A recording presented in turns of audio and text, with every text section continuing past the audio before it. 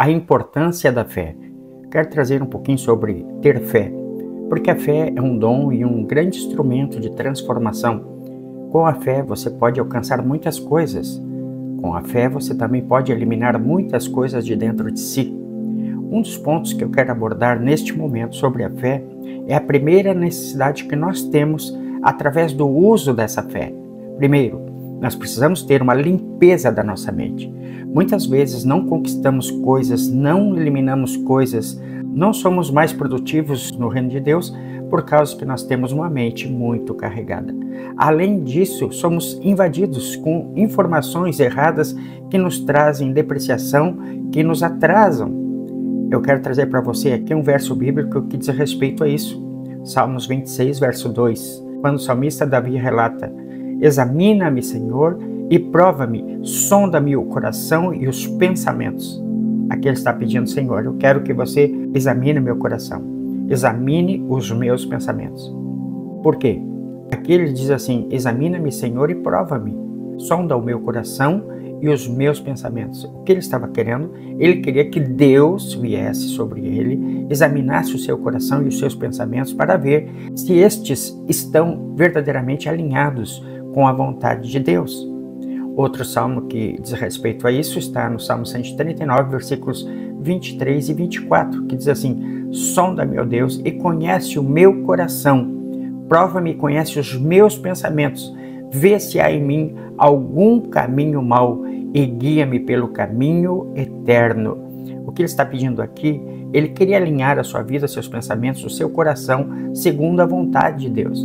Ele não gostaria de estar infringindo a lei de Deus ou transgredindo a lei do Senhor. Ele queria estar realmente alinhado, fazendo plenamente a vontade de Deus.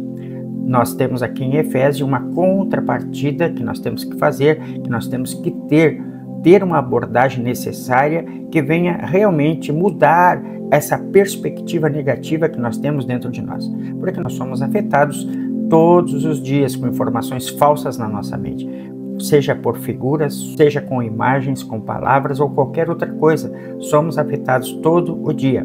E qual é a recomendação que o apóstolo Paulo nos dá? Efésios capítulo 4, versículos 22 ao 24. A Bíblia relata assim: no sentido de que, quanto ao trato passado, vos despojeis do velho homem que se corrompe segundo as concupiscências do engano e vos renoveis no espírito do vosso entendimento. E vos revistais do novo homem, criado segundo Deus em justiça e retidão procedentes da verdade. Ele está dando aqui uma exortação para que haja uma mudança dentro de nós no sentido quanto ao trato passado, os pensamentos, as práticas passadas. Eliminem de dentro de você todos os tipos de concupiscências de engano, de pensamentos, de vontades, de desejos que são carnais, que eram vividos antigamente. Ele está falando para os Efésios, para um povo, para a igreja, para seguidores de Cristo que precisavam eliminar de dentro de si quaisquer sequelas do seu passado. E ele continua recomendando: e vos revistais do novo homem que é criado segundo Deus em justiça, retidão e em verdade. Ele está dizendo isso. Ele gostaria que as pessoas ali, as quais ele estava ministrando, andassem, se revestissem, buscassem uma solução para esses desejos, para estes pensamentos, os quais atrapalham a vida do cristão, atrapalham a vida do crente, o ministério das pessoas. Mais um texto que faz essa abordagem é o de Isaías capítulo 55, versículos 8 e 9.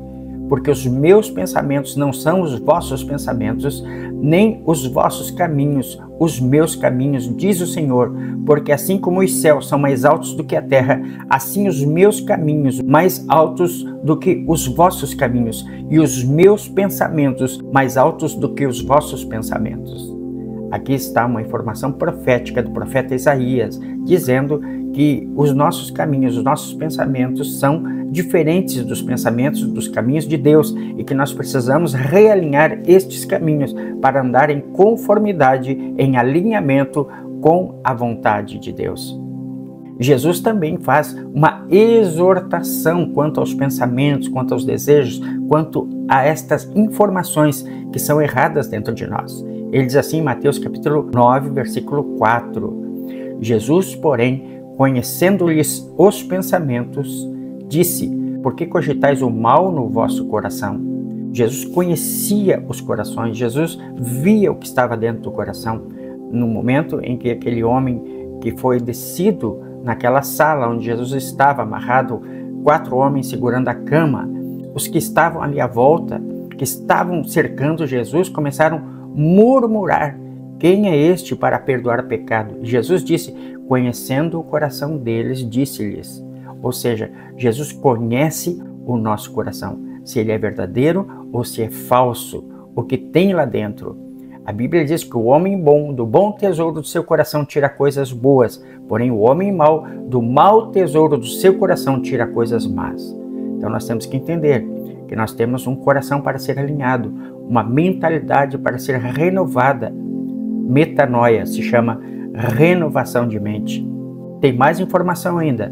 Em Jeremias capítulo 17, versículos 9 e 10 diz assim: enganoso é o coração mais do que todas as coisas e desesperadamente corrupto. Quem o conhecerá? Eu, o Senhor, esquadrinho o coração, eu provo os pensamentos, e isto para dar a cada um segundo o seu proceder, segundo o fruto das suas ações. Então, todo julgamento será pelo coração do homem. Se este coração é sincero, se ele facilita arrependimento, se ele se curva, se ele pede perdão, então Deus vai julgar o coração. Ele vai olhar para dentro de nós. Por quê? Porque ele conhece se é verdadeiro, se é enganoso ou se é correto este coração. Então, nós precisamos renovar esta mente de uma vez por todas. O apóstolo Paulo, escrevendo aos Romanos, diz assim: rogo-vos, pois, irmãos, pelas misericórdias de Deus, que apresenteis o vosso corpo em sacrifício vivo, santo e agradável a Deus, que é o vosso culto racional, e não vos conformeis com este mundo, mas transformai-vos pela renovação da vossa mente, para que experimenteis qual seja a boa, a agradável e a perfeita vontade de Deus. Então, o apóstolo Paulo, já sabendo que a nossa mente, o coração humano é enganoso, ele faz essa exortação, indicando qual caminho para a mudança, para a transformação, renovação, transformação, metanoia, mudança de vida, mudança de paradigma, mudança de pensamento. Muitas vezes ficamos muito detidos em certas culturas, em certos dogmas, certas práticas, onde já se tornou atrasadas. Deus quer uma renovação da nossa mente, Deus quer a renovação das nossas práticas, porque Ele quer um alimento fresco, Ele quer um sacrifício agradável na sua presença. Ele está dizendo aqui: eu quero que vocês se apresentem a mim, eu quero que vocês apresentem o corpo de vocês em sacrifício vivo, santo, agradável a Deus. Ou seja, Ele está pedindo uma correção da nossa vida, uma correção das nossas práticas, porque Ele merece, Deus merece um sacrifício agradável, um sacrifício que suba a Ele como cheiro agradável.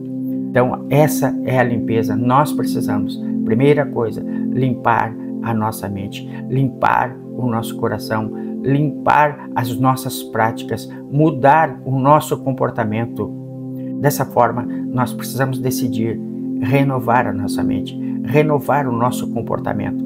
Um exemplo é o de Elias, quando desafia os profetas de Baal. A Bíblia diz em 1 Reis, capítulo 18, versículo 21. Então Elias se chegou a todo o povo e disse: até quando cocheareis entre dois pensamentos? Se o Senhor é Deus, seguiu; se é Baal, seguiu. O que ele estava fazendo? Desafiando, porque muitas vezes ficamos cocheando, muitas vezes ficamos divididos entre dois pensamentos. Amamos um pouquinho o mundo, amamos um pouquinho a Deus. Um pé na igreja, um pé no mundo. Muitas vezes não temos um comportamento de comprometimento com Deus. Ficamos cocheando, às vezes queremos depender exclusivamente dos remédios e não em Deus. Às vezes achamos que a bênção é só segundo a vontade de Deus e quando Ele quiser, quando nós não precisamos anular a nossa vontade, precisamos ter um comportamento proativo diante de Deus, mas alinhado aos interesses de Deus. E quando estamos alinhados aos interesses de Deus, a coisa acontece, não estamos divididos. A nossa fé não tem essa propensão negativa ou esse desequilíbrio, porque nós sabemos em quem nós cremos e quem é Deus na nossa vida. Já o apóstolo Tiago, escrevendo o seu livro, no capítulo 1, versículos 5 ao 8, diz assim: se, porém, algum de vós necessita de sabedoria, peça a Deus, que a todos dá liberalmente e nada lhes impropera, e ser-lhe-á concedida. Peça, porém, com fé, em nada duvidando, pois o que duvida é semelhante à onda do mar, impelida e agitada pelo vento. Não suponha esse homem que alcançará do Senhor alguma coisa, homem de ânimo dobre, inconstante em todos os seus caminhos. O que ele está exortando aqui? Ele está dizendo que nós temos que ser firmes naquilo que pedimos, no caminho que estamos andando. Não podemos estar divididos. Ânimo dobre, ou seja, de dois pensamentos, uma vez é sim, outra vez é não. A Bíblia diz ao homem seja assim, sim ou não, não. Passou disso, é procedência maligna. Essa é a palavra.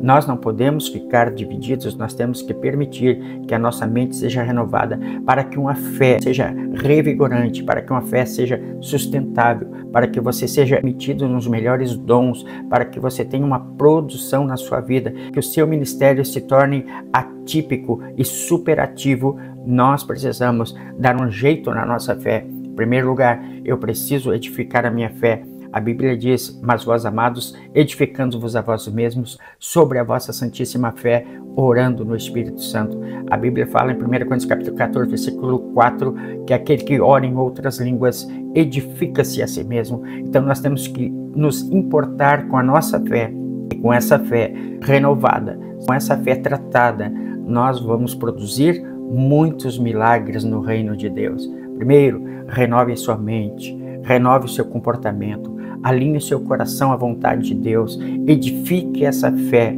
e seja proativo, que seja uma bênção no reino de Deus.